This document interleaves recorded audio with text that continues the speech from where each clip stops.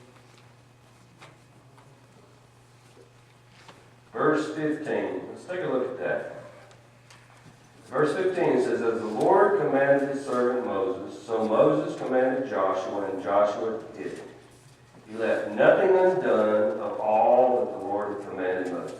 He did everything that God had commanded Moses to do. He followed all the instructions all the way from beginning to end, and he had done exactly what he had said.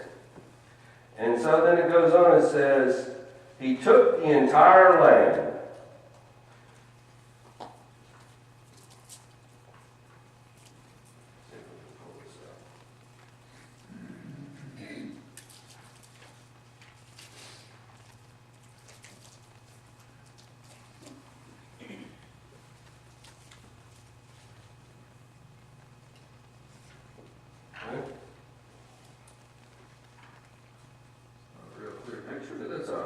He took the entire land.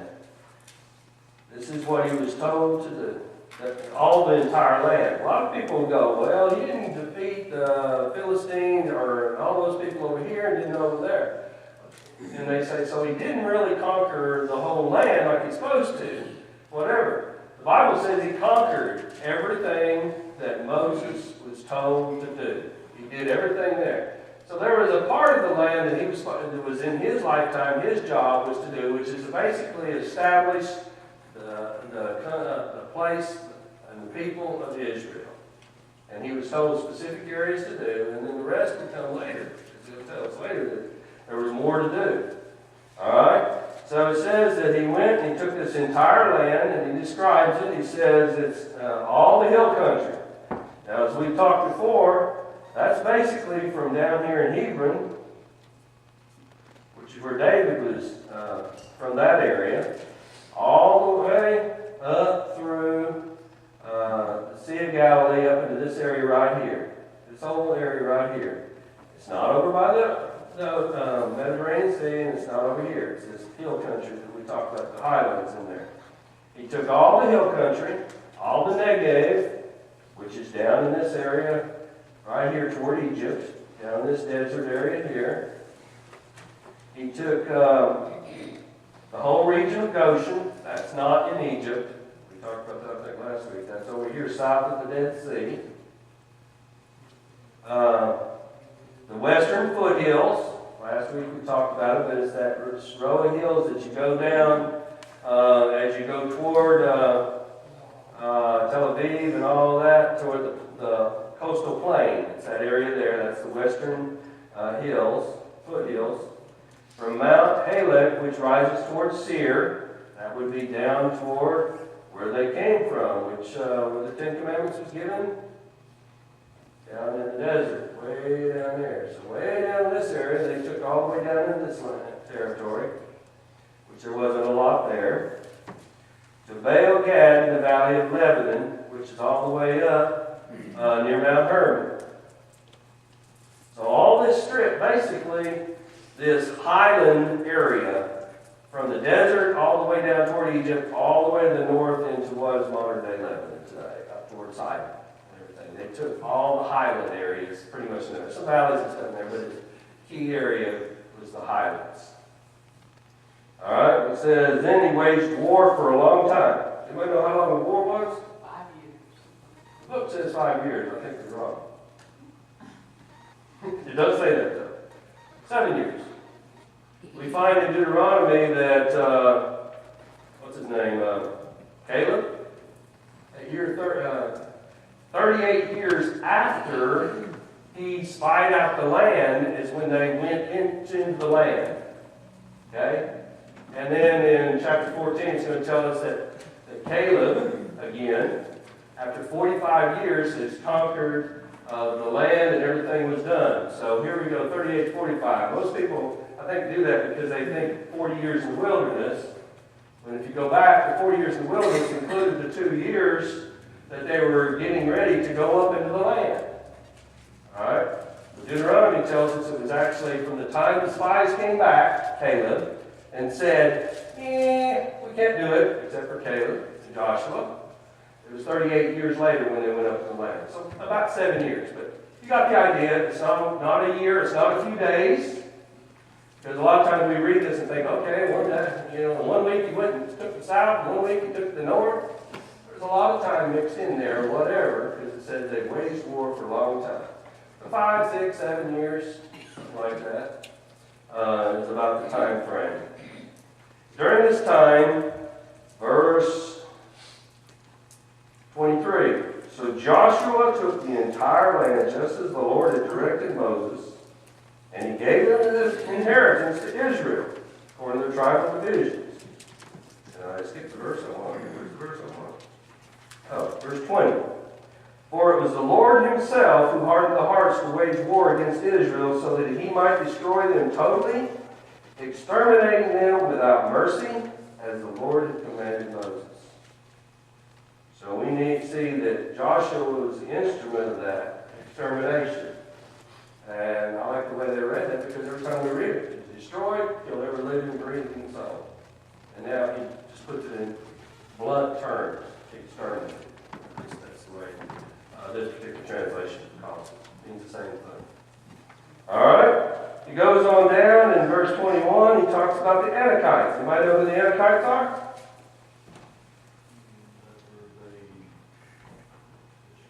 The giants. Remember Caleb and Joshua came back and the 10 spies, and they said, we can't beat them. Why? These men are the size of giants and we're like grasshoppers. So they were all afraid. We find at the end of this chapter that Caleb and Joshua, we'll find Caleb was involved later in chapter 14, I think it is, that they went down after all of this in this war at the end of it, and they went back into the area of Hebron, into the south, into the region where the Anakites, the giants, live, and it says that they wiped out all the giants. The ones that Israel was so afraid of, it cost them 40 years in the desert. But they all died except for 2 people. Okay? So here we go. They come and they wiped out all the giants. And then it puts a note in there, except for. Which ones were still remaining? The giants. Well, obviously, Goliath and his family and Gath. There you go. And that's what it does. It's a list several places that were remaining, which is basically in the what we call today the Gaza Strip. Right here. Gaza, Ashdod, up to the low-level foothills, which is a territory of what would become later called the Philistines. They may be called, I don't know. But the people, the Philistines in that particular area. The Israel didn't go over there and do battle with anybody on the coastal plain. Only in the mountain areas, pretty much. And so that area was still left to be taken later. And the giants were still left there. And as you pointed out, David got to encounter one. All right. That's basically Joshua chapter 11. A couple questions of things pertinent for us today. Why did God exterminate them? Because of their pagan religions. Because of the pagan religion. God is a God of love. And he did that to show his love for his people. Okay? They would not be caught up in it and die.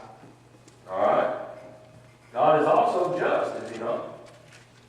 You remember way before all this, he said that the time was not right. All the evil that these people had done was not complete. When he released Israel to come and take it, it had.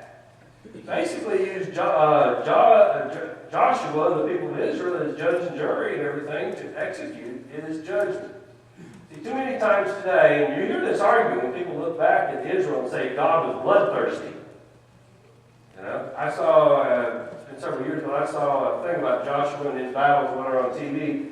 You know, the National Geographic way. I don't think it's National Geographic, but whoever did it or whatever, they're talking about how bloodthirsty and all this and this God was. It's not that he was bloodthirsty as much as he was trying to eliminate bring judgment upon a group of people who had already been given time to make a decision. The point for us today is God did it there in physical Israel. What will he do in the time of spiritual Israel? Which is us. We talked about that. What's he going to do? Is he going to bring judgment? Is he just going to love everybody and everything be okay? No. Which answers the question, how can a loving God send people to hell? The answer is, he doesn't. He lets them be evil enough, and then he finally brings judgment because he is a just God. No matter how much love is, man has a choice. It's not God's choice. And so if he will exterminate those that would not be his people in the physical sense, he will exterminate those who won't be his people in the spiritual sense. There will come a time of day when he will do exactly that, when he takes us into our land of rest, our land of promise. He will eliminate and remove all and serve judgment on all mankind that have rejected him. All right, next thing. Why did he hamstring the horses and burn the chariots? Couldn't be used in war, not just by them, but by Israel. You see, where's Israel's power? God. I didn't want to get it. All he needed was a sword. Half the time they didn't even have to use it. Remember Jericho? They didn't even have to raise the sword. God took care of it over and over again. Sun stood still, moon over there so they couldn't flee into the darkness. God handled it. Throws hailstones down and kills more people than all of Israel combined. The point was, God said, you don't need a nuclear weapon. All you need is me. Use that figuratively, obviously. And the last thing is this, the destruction of giants. Giants represented the fear that the people of God had. And as they feared those giants in the world, what they would do to them, they paid for it. But in the end, God defeated the giants, didn't he? So for us today, when we have great fears, whatever it may be, illness, political turmoil, war, family issues, whatever it is, everybody has their own to deal with. Whatever that is our great giant that we're afraid of. What does God say he's going to do with it? He'll take care of it. If you're his people, God will kill your giants. He'll take care of it. So from that practical, particular lesson, we can take that in our lives and we can get the same message out of it. All right, in a few minutes over. Appreciate it. Next week we're going to look at